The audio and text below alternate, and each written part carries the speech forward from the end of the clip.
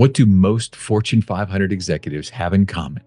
After more than 150 conversations with executives from companies like Disney, Amazon, Netflix, and Google, I've learned that sports is a common denominator. Some of our guests' athletic experiences earned them a place in their sports hall of fame, like Chick-fil-A chairman Dan Cathy. Some hung up their cleats after high school, like Delta Airlines CEO Ed Bastian, while others, like Condoleezza Rice, claim they weren't that great in their sport. But no matter their skill level, they have all told me that being a part of a team taught them leadership lessons that they still use today. In partnership with Chief Executive Magazine, I'm your host, Don Yeager, here to give you an all-access pass to genuine, authentic, fireside chat-like conversations with today's business icons so that you can create powerful change in your organization. This is Corporate Competitor Podcast.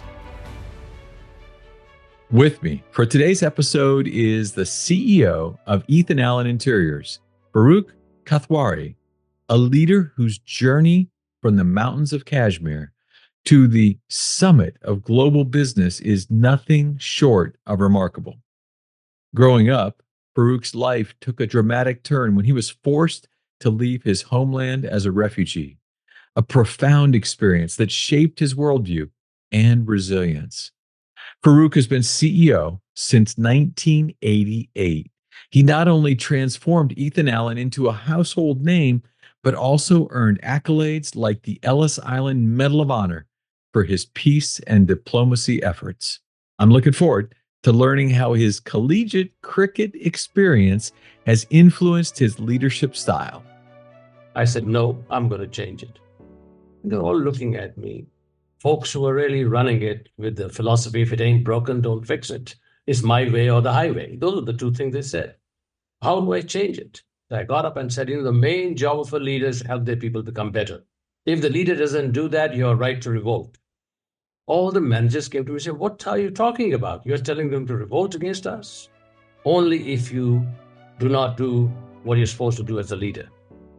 Farooq, thanks for joining us. Well, it's a pleasure and it's great to be talking to you. Leadership is very unique and I think very important to discuss with people who have been involved with sports.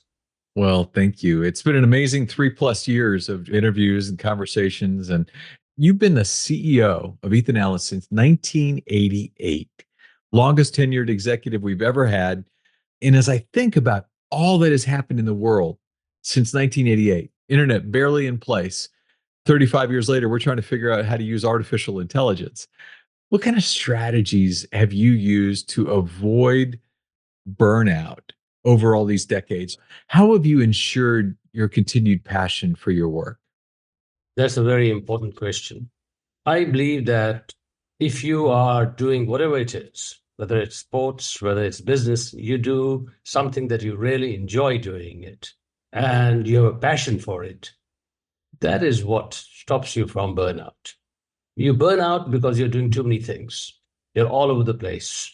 You mentioned a cricket team. Being a captain of a cricket team, you really have to focus on one team.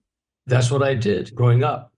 So at Ethan Allen, I have had the opportunity of taking an enterprise that was diversified with many, many different agendas, different personalities. Right. Ethan Allen was started by two entrepreneurs, Nathan and Sal and Ted Bombritter. They grew up in Staten Island. In 1932, they started Ethan Allen in the Green Mountains of Vermont. The business model was initially to develop products that were early American colonial, because that was the style of the time. And then they started acquiring other manufacturing companies in furniture as they grew. In the 1930s, furniture was sold to the masses like washers and dryers lined up. And then they decided that furniture should be sold a little bit, people should be able to observe and see it. So they then convinced stores like Macy's, Marshall Fields, and others to create what they called an Ethan Allen Gallery, a small place at least they could see a dining room. They could see a sofa with a few tables. And when I came in with my background of cricket, I said, this is not a team. What do we have to do to create a team? I said, we're going to create one team. We're going to give up all these other businesses. We had dealers, Ethan Allen dealers, all over the country, very well established, tough people, and many of them were still run by people who had founded them. That was not easy. It was a great, great opportunity to take this and make it into a sports team. You might even say a cricket team that is focused on one enterprise. All the team members are focused on one team, one game, and that helps you then maintain a balance. Wow. Trying to get all those people to start thinking, let's all be on one team. Never easy. You know, you've even been in leadership long enough that it wasn't that many years ago, as the leader of a national retail organization, you even welcomed a young entrepreneur and kind of recognized him for his future and potential, a guy who would go on to become the world's most wealthy man. Tell me about Jeff Bezos. Well, they elected me the chair of the National Retail Federation, maybe 20 years back. So when we were looking at it and were discussing with me, we had heard this name of Jeff Bezos. So I talked to the board. I said, we've got to pay attention to what's going to happen in this whole the involvement of computers, the virtual world. This fellow is really going to make an impact. So after discussion, we recognize him as the budding entrepreneur of the year. Think of that. Oh my gosh. Wow. Yep. And that was not that many years back. So we gave him the award from the National Retail Federation. I think it was a gold medal or one of the very major awards. So I had the real privilege of giving it to him. It was a different world. Well, think about that. Think of all the changes there. Speaking of change, there was an article in Leaders Magazine that you offered a powerful piece of advice in. Work hard and assume that what you're doing now is the only job you'll ever have. Don't wait to hit a certain level and then decide that you're going to start working hard. I love this because so many people will say, well, when I get to that level, then I'm going to really double down. Your point here is work hard today as if it's the only job you'll ever have. So with cricket as essentially your classroom, talk to me a little bit about the biggest lesson it would teach you that you use today still as a leader, especially there at Ethan Allen. Well, it also reflects to some degree my own personal background.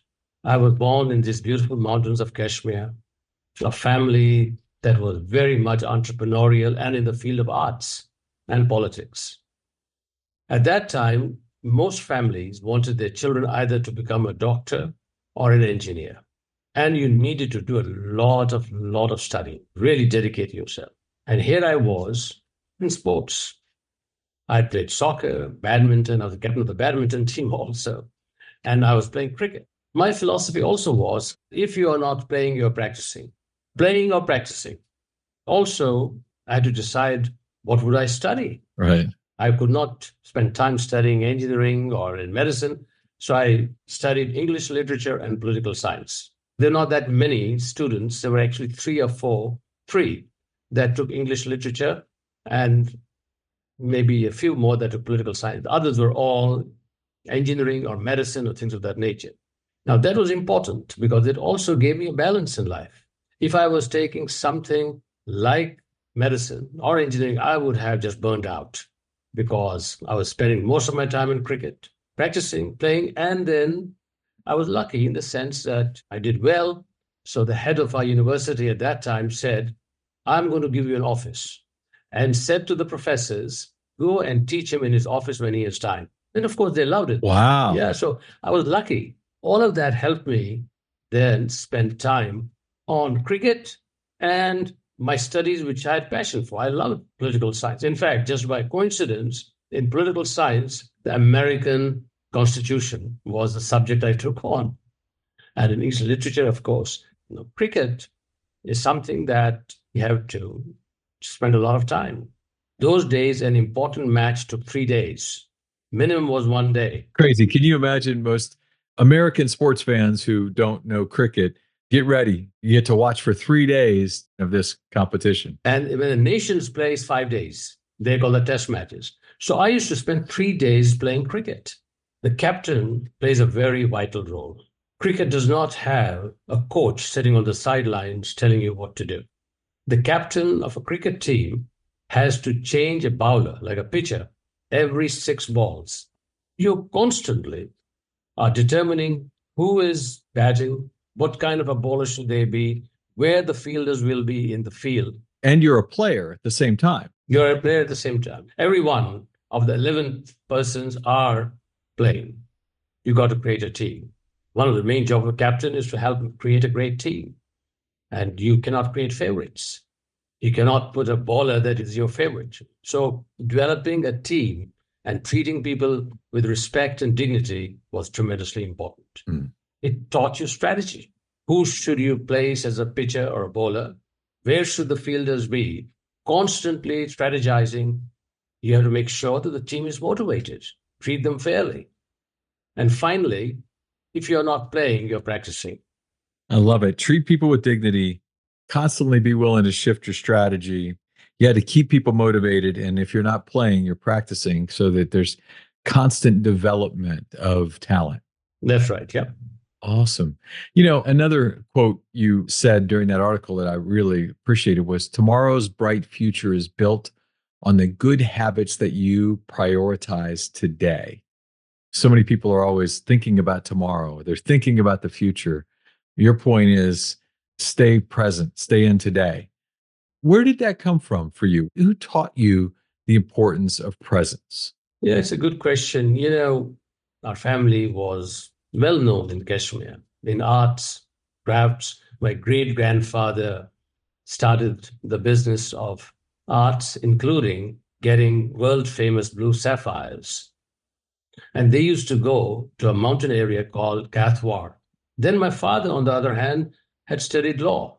He became one of the heads of one of the regions of Kashmir.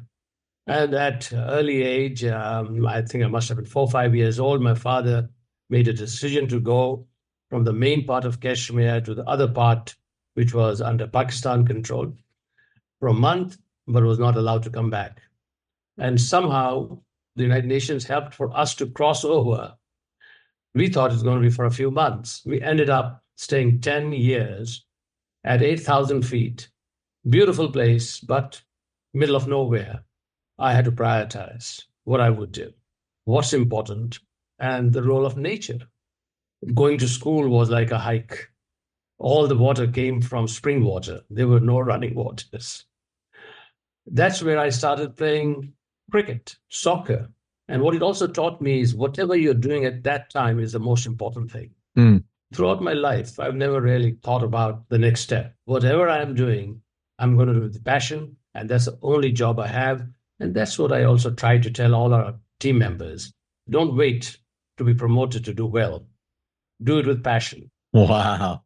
Talk about the beginning there of the career. But then one of the things that stood out to me when I was reading the story of your work at Ethan Allen, when you got there, you came upon a prevailing culture of if it's not broken, don't fix it. But you championed a proactive reversal stance that said the exact time to fix things is when things aren't broken. In my years of studying great teams, they all seem eager to adapt and embrace change, and they embrace it. How do you do this? What advice would you give to leaders that struggle in seeing the need for and the desire to go out and make change? Like everything else, you have to be able to sell. At a relatively young age, I became president of Ethan Allen. I got up and said, the main job of a leader is to help their people become better. If the leader doesn't do that, you're right to revolt. All the managers came to me and said, what are you talking about? You're telling them to revolt against us? Only if you do not do what you're supposed to do as a leader. Well, a number of things happened. There was a revolt among those leaders. They said, it's crazy. I had started getting Ethan Allen retailers coming to our headquarters in Danbury. So I said something inviting all our factory workers to Danbury to talk to them about leadership. So you skipped down. Exactly. I skipped down. Some of them from Oklahoma had never gone on a plane. They said, we're not going to fly. I said, take a bus. 4,000 came, 400 at a time. And the main job was to get the message across. The main job of a leader is to help their people become better. And if you're not helping them get better, expect a revolt. Exactly. My leader said, "What are you talking about?" I said, "No, only if you don't help them." Well, over the next few years, 70, 80% of the leaders retired and left or resigned. They were getting a lot of pressure. So we created an entirely different culture. But in order to create that culture, you had to effectuate a pathway for all those people to leave, and you had to create an energy below them, which sometimes is difficult if you're the CEO. To bring those 4,000 people together, not always easy. No, it isn't. I don't do a lot of thinking of what's not going to work. If I spent a lot of time thinking what's not going to work, the chances I would not have done it. Maybe I'm not that smart. So I don't. I said, no, I like it. We're going to do it. Then you have to also create a culture, and you got to create enough people to support it. You don't spend a lot of time thinking about what's not going to work. I love that one. I know one of your leadership principles is maintain a competitive advantage by reacting to new opportunities with speed. How do you do that in an industry that sounds kind of slow to move, like furniture? Yes, you have to create a culture whereby people understand that the main job of a leader is to help their people become better. I also was impressed with the US Marines philosophy. They say, if you're 70% ready, do it. That's important, because if you think that you're going to be 100% ready, chances are you're not going to do anything. Now, it's always a balancing act. What is 70% for some folks? 70% could be a different number. But in my own mind, fortunately, it's a judgment. It is part of your DNA. I have made decisions where I said, we are not completely ready. We are enough ready. We're going to do it. And it has worked. It is because of that the leadership that we have believe into this. Now, it also puts a responsibility. That is, some of the work they're going to do is not going to work. Then if you criticize them too much, they're going to be scared. My philosophy is, no, you did it, you tried it, it's okay. You're not going to be successful all the time. Yeah, we had the CEO of WD-40 on, Steve Brass. He was fantastic in this space. He talked a lot about learning moments. They don't call them mistakes. Exactly. These are opportunities for us to learn. And it's in the words you use as a leader to help shift things around. Yes. Otherwise, people will not take risks, which I learned from the mountains. I've done a lot of hiking, gone to a lot of mountains. In mountains, you learn that there's nothing wrong in coming down. In fact, it's tremendously important to realize that you must come down if you can't breathe. A lot of people believe that coming down is a failure. I've taught our people, and I talk to them again and again. I said, no, coming down is not a failure. Coming down is good sense. Stabilize and don't go back up, because the mountains, you don't have a choice. You'll die. You won't be able to breathe. Similarly, in enterprises, you have to get a culture across.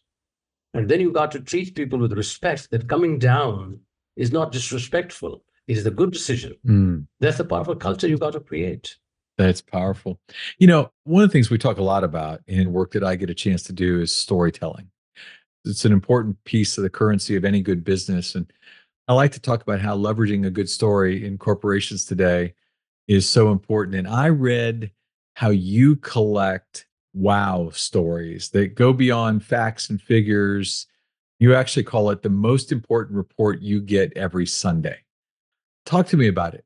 Yes.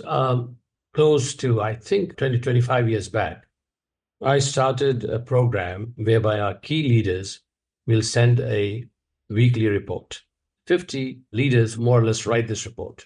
Leadership has to focus on 5 things. Very brief. I like 5. First, on talent. What have they done to improve talent? Second, what have they done to improve service? Third, marketing. What have they done to improve marketing? When I started this, we have sawmills up in Vermont. They said, what marketing? Internal marketing, marketing with your community. Those are critical things. It's not just advertising to the consumers. Right. Fourth, they have to write about technology. What have they done to bring technology in? Technology is impacting every part of our business. And fifth is social responsibility. And this is every week. They write me a report every week. Saturday and Sunday, I spend 5-6 hours going over this, writing to each one. Wow. That's what I was doing yesterday. I spent 4 hours on Sunday evening after midnight, and I answer to everyone. Then our retail and our interior designers, they do an amazing job. We are the largest interior design company. So years back, we started a plan whereby about 5 to 10 stories would be sent to me that how an interior designer has wowed a client. This is written by their leaders in the design center. We call them design centers, not stores. So every week I get these stories and I reply to them. Then I send these stories to our board of directors. They need to know. A lot of the stuff I do, I send to our board of directors, very much informed. The reports I get selectively every week, I send them some reports or the 50 reports. Because for them to get once a month, once a quarter, a management report is not enough. These wow stories are important first for the people who are writing it. They take a tremendous pride. In our leadership, they take pride. Then our whole network receives it. Then they are put online for consumers to read it. It's on our website. Go to our wow stories and you see those stories there. I like that. And then also, once a month at least, we have a virtual meeting like we are having, a Zoom meeting with at least 300 of our team members. All our design center managers, manufacturing managers, our folks in merchandising, they're all there at least once a month, if not more.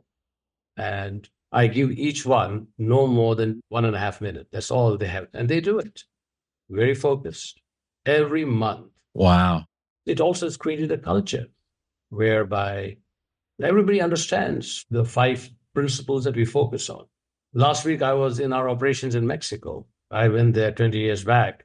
When everybody was going to East Asia, I said, no, we're going to go south of the border for wood products because 30 manufacturing in America would not competitive.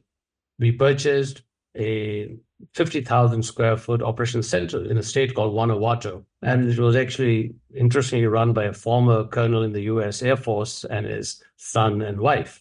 So after a day or so, seeing it, I make decisions fast too. We decided to buy it. I saw the people were smiling. They still talk about it. I told him, I said, Jim, treat your people fairly. I've talked to all of them and they like me too. Wow. Now it is 600,000 square feet with 1,000 people and state-of-the-art technology. All of those folks, there's 5 things I talked about. They were right about what they did. They've also done a fair amount of work in terms of social responsibility. Just to give one example, I was told a number of years back that some disease which affects the eyes of little kids, they can't see, they can't read. What's the answer? They need reading glasses. I said, we have a personal foundation. Let's give everyone reading glasses. It's changed their lives. When we started this operation, I asked Jim, what are the hindrances that we have? He said, all of these people have to come from 10 miles, 20 miles. There's no transportation. Wow. All right. Now there are 27 buses to pick them up. Next thing they said was, they can't have good food. I said, what do you suggest? He said, we should give them a great breakfast and lunch every day. Okay. Next, medical, they don't know where to go. So we have a doctor, a nurse, and a pharmacy at our location. They love it. These people take tremendous pride. Similarly, 12 years back, we had to focus. So we said we will focus on North Carolina, Vermont, then Mexico. Then one of my friends was an ambassador to Honduras. He said, come to Honduras. I said, the only thing about Honduras I say is problems in newspaper. He said, don't believe in it. So I went there to Honduras about, I think, 10, 12 years back. And by the end of the day, I purchased a plant. And I met the foreign minister, was a trade minister, and sitting next to him was one of his associates, a very talented lady, Carolina. So I jokingly said, if we come here, she has to work for us. Well, for 10, 11 years, Carolina is running our operation. She's got 800 people there, state-of-the-art technology. And both Mexico and Honduras were shipping products to China. Think of this. I love that. One of the questions we've asked almost everybody that's ever been on this podcast, you've talked about your cricket team and many of the lessons you learned, but many people in organizations, corporate organizations, misuse the word team. They talk about their team, but the truth is they're really not a team. They're just a bunch of people that happen to work for the same place.